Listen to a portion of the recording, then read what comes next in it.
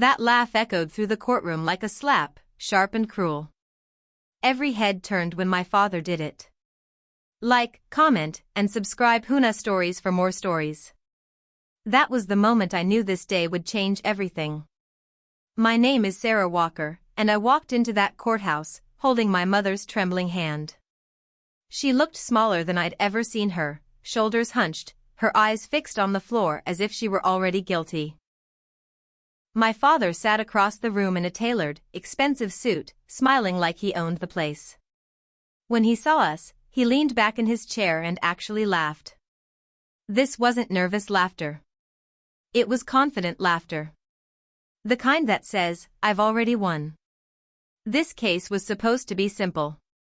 My father was suing my mother, claiming she had manipulated their finances during their marriage. He wanted the house, her savings, even the old jewelry passed down from her mother. He had a high-powered attorney beside him with stacks of papers organized into neat, intimidating towers. My mother had no lawyer. She couldn't afford one. That was his plan all along, to leave her defenseless. As we took our seats, he whispered just loudly enough for the people nearby to hear. "You should have stayed home. This will be over in 10 minutes. A few people chuckled. My mother's hand tightened around mine, her knuckles white. When the judge entered, the room stood. The case was called. My father's law rose smoothly and began his attack, tearing into my mother with polished words and legal jargon designed to confuse and crush her. My mother tried to respond when the judge asked her questions, but her voice shook, barely a whisper. Every time she hesitated, my father's smile grew wider. Then the judge looked at our side and asked, "Mrs. Walker, do you have legal representation?" Before my mother could even find her voice, my father laughed again. "Clearly not, Your Honor," he said, the arrogance dripping from his words. In that moment, something inside me snapped. I stood up.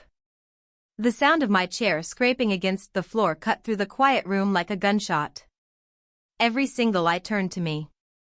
My father's smile froze on his face. "Your Honor," I said, my voice steady despite my heart pounding against my ribs. "I'll defend her." A wave of murmurs rolled through the courtroom. My father stared at me, his eyes wide as if I'd lost my mind. "Don't be ridiculous," he hissed. "Sit down," the judge raised a hand for silence, his gaze fixed on me. "And you are?" "Sarah Walker," I replied, my voice ringing with a confidence I didn't know I had. Attorney at law, licensed and in good standing, my father's face drained of all color. He looked like he'd seen a ghost. I walked forward and handed my credentials to the bailiff. The judge reviewed them carefully, then looked up and nodded. "Very well, Miss Walker. You may proceed." From that moment on, everything shifted. The power in the room changed hands. I dismantled their arguments piece by piece, calmly and clearly, translating their complicated legal claims into simple, undeniable truths.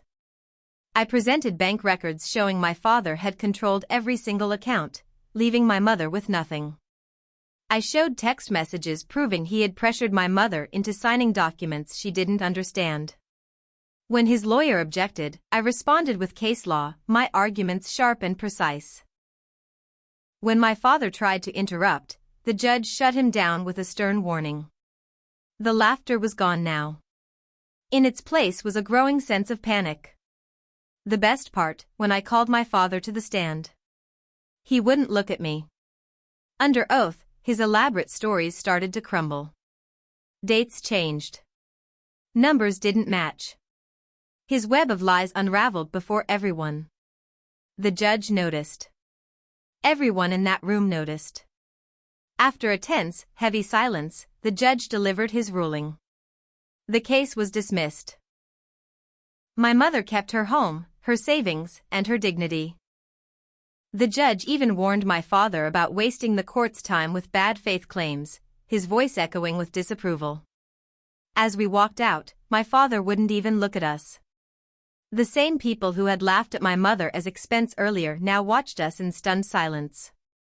Outside the courthouse in the bright afternoon sun, my mother finally let go of my hand and pulled me into the tightest hug I've ever felt. She cried, but not from fear this time. It was the sound of pure unburdened relief. That day, my father learned a lesson he never expected.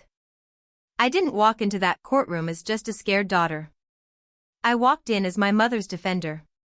Thanks for watching.